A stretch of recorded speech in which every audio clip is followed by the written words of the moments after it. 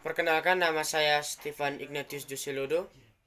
Saya biasa dipanggil Ivan Lodo. Saya dari kelas 11 IPA 2 dan saya akan mempresentasikan hasil video ringkasan buku non-fiksi yang kedua. Jenis buku non-fiksi. Judul Mahatma Gandhi, sebuah autobiografi. Pengarang Mahatma Karamchand Gandhi. Tahun terbit 2009. Penerbit Narasi. Tebal buku 710 halaman. Itu adalah cover buku atau sampul buku atau pengenalan buku. Kita masuk pada ringkasan. Mahatma Gandhi lahir pada 2 Oktober 1869 di negara bagian Gujarat di India. Beberapa dari anggota keluarganya bekerja pada pihak pemerintah. Saat remaja, Gandhi pindah ke Inggris untuk mempelajari hukum. Setelah dia menjadi pengacara, dia pun pergi ke Afrika Selatan, sebuah koloni Inggris, di mana dia mengalami diskriminasi ras yang dinamakan apartheid. Dia kemudian memutuskan untuk menjadi seorang aktivis politik agar dapat mengubah hukum-hukum yang diskriminatif tersebut. Gandhi pun membentuk sebuah gerakan non-kekerasan. Ia mengawali karirnya sebagai seorang pengacara di Afrika Selatan, di mana ia menemukan berbagai persoalan rasial untuk pertama kalinya.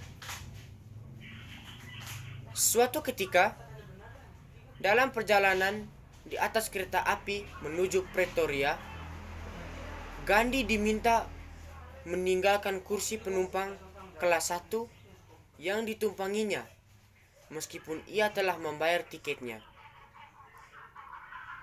Kondektur kereta yang berkulit putih itu dengan sinis mengatakan bahwa selain orang kulit putih tidak diperkenankan menempati kursi kelas utama. Namun, Gandhi menolak dan bersikeras untuk tetap menempati kursi yang telah dibayarnya itu. Oleh karena penolakannya ini, sang kondektur menurunkannya di sebuah stasiun kecil di Afrika Selatan. Konon, itulah salah satu kejadian yang kemudian membuatnya selalu berjuang untuk keadilan. Dia selalu mencontohkan bahwa kita dapat melawan ketidakadilan tanpa melakukan kekerasan.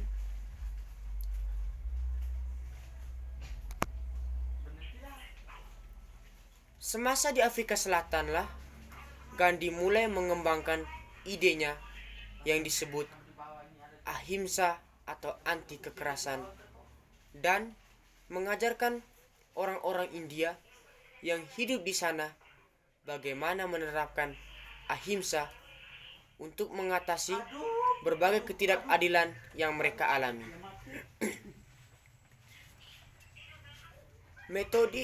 Metode yang disebut juga sebagai perlawanan pasif atau anti bekerja sama dengan mereka yang melakukan ketidakadilan.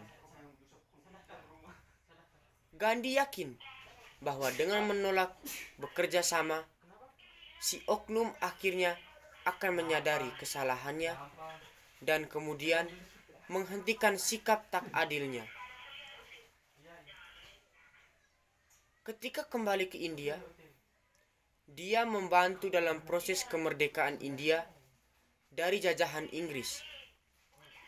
Hal ini memberikan inspirasi bagi rakyat di koloni-koloni lainnya agar berjuang mendapatkan kemerdekaannya dan memecah kemaharajaan Britania untuk kemudian membentuk persemakmuran. Rakyat dari agama dan suku yang berbeda yang hidup di India kala itu yakin bahwa India perlu dipecah menjadi beberapa negara agar kelompok yang berbeda dapat mempunyai negara mereka sendiri. Banyak yang ingin agar para pemeluk agama Hindu dan Islam mempunyai negara sendiri. Gandhi adalah seorang Hindu, namun dia menyukai pemikiran-pemikiran dari agama-agama lain termasuk Islam dan Kristen. Dia percaya bahwa manusia dari segala agama harus mempunyai hak yang sama dan hidup bersama secara damai di dalam suatu negara. Pada 1947, India menjadi merdeka dan pecah menjadi dua negara, India dan Pakistan. Hal ini tidak disetujui Gandhi. Sementara pergerakan terus berlangsung, Gandhi tetap melanjutkan pencariannya akan kebenaran dan merancang strategi yang sesuai untuk menghadapi musuh. Dan ia menyebutnya Satyagraha atau penegakan kebenaran. Gandhi yakin bahwa dengan melihat penderitaan seorang yang menegakkan kebenaran akan memberi pengaruh dan akan menyentuh nurani pelaku kesewenangan dalam atau musuh. Satyagraha kemudian dijalankan secara luas dan efektif dalam perjuangan kemerdekaan. Perjuangan ini akhirnya mencapai satu titik di mana Inggris tak sanggup bertahan menentang ribuan massa rakyat yang menentangnya, aksi damai yang menuntut kemerdekaan.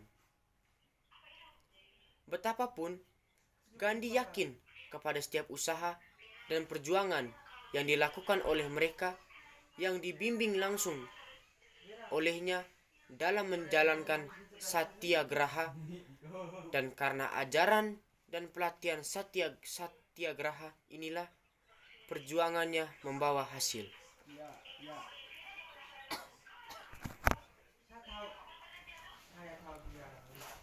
Prinsip Gandhi, Satyagraha, sering diterjemahkan sebagai jalan yang benar atau jalan menuju kebenaran. Telah menginspirasi berbagai generasi aktivis-aktivis demokrasi dan anti-rasisme seperti Martin Luther King Jr. dan Nelson Mandela. Dan Gandhi sering mengatakan kalau nilai-nilai ajarannya sangat sederhana, yang berdasarkan kepercayaan Hindu tradisional, kebenaran atau satya, dan non-kekerasan atau ahimsa.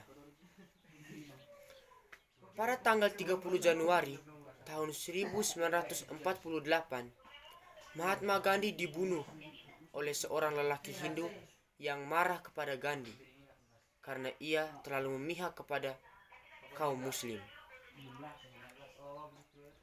Nehru kala itu selaku Perdana Menteri India menyebut Mahatma Gandhi sebagai tokoh terbesar India setelah Gautama atau Sang Buddha.